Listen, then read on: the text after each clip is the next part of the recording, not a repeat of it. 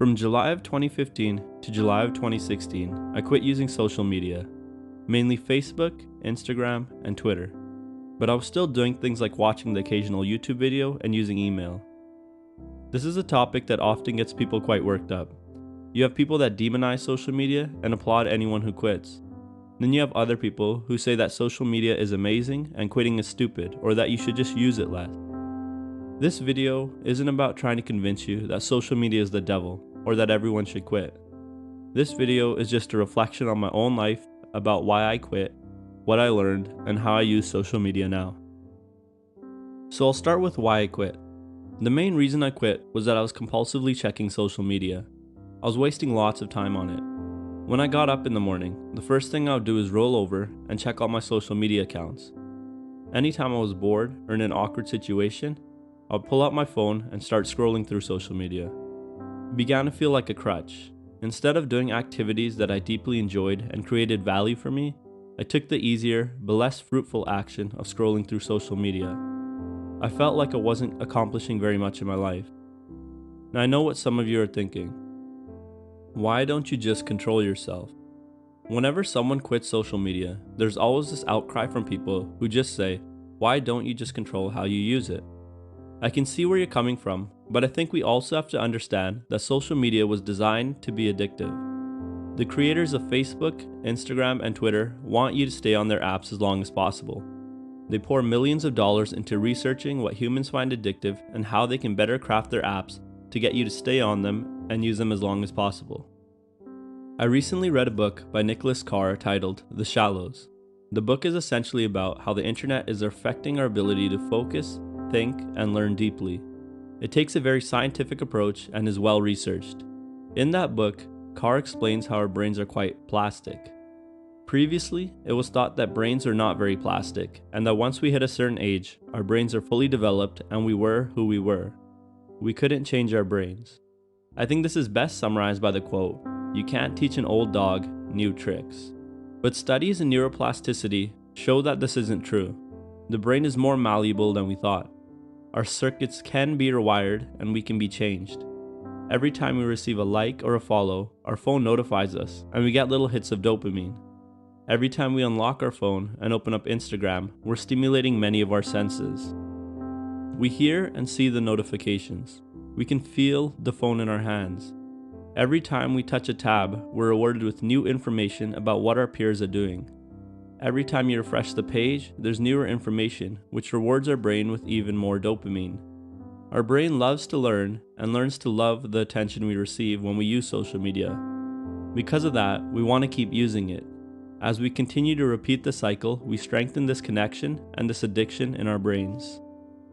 On top of that, Carr makes a really critical point in his book. Not just social media, the internet as a whole rewards us for shallow thinking. Here is a quote from his book. When we go online, we enter an environment that promotes cursory reading, hurried and distracted thinking, and superficial learning. Blog posts are littered with URLs to other blog posts. YouTube is constantly showing you 100 other videos you could be watching in the sidebar, in annotations, and at the end of the video. You can read the comments while you're watching the video, in case you didn't feel stimulated enough. A simple scroll in Instagram will show you a new photo that you haven't seen before. The internet encourages us to rush from place to place and from link to link. In the end, all I'm saying is that while there are ways to control our social media usage, we should also remember that it was designed to be addictive, and as Nicholas Carr put it, it was designed to reward shallow and hurried thinking. Now, I'll go over what I learned. The first thing is that I could learn more deeply and create more. During this time, I began to read a lot of books, produce music, and write articles. I wanted to learn more deeply and to create more, and quitting social media provided me with a distraction-free environment to do these things. I became more productive because I didn't have notifications popping up and distracting me all the time. As I created more in my own room, I began to find out more about myself.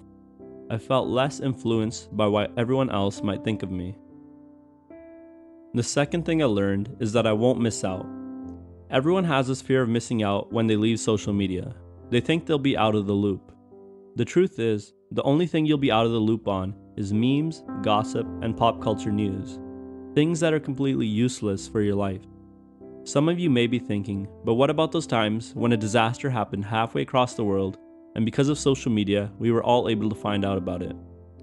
That's the amazing thing about social media. We can get information like that out to the world in a matter of seconds. However, are people actually taking action once they hear about these disasters, or are they just hearing about them and talking about them? Also, what if we created an app where everyone could link their credit cards to, and anytime a disaster happened, people could read about it and then decide whether they wanted to donate money to help? Is social media really necessary for communicating these disasters? Because, unfortunately, for every good post that we see on social media, there are 100 dumb or meaningless ones. Anyways, this is all just food for thought. Thirdly, I learned that social media gives rise to lots of fake relationships.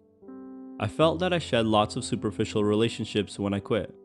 It's weird, because through social media, we feel like we are still connected to people that we used to know. We like each other's photos, or see each other's photos, and think that we still know each other. The truth is, so many years have passed in that time. We're different people. We don't see all the experiences that happen behind the scenes. We don't actually really know each other anymore. Lastly, I found that I was also happier. I was no longer surrounded by these perfectly curated Instagram photos.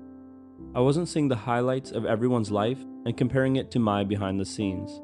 I was just concerned with what was going on in the moment and with my own life. As you can guess, I'm back on social media now, but how I manage my social media is different. My goal now is to use social media deliberately and on my own terms.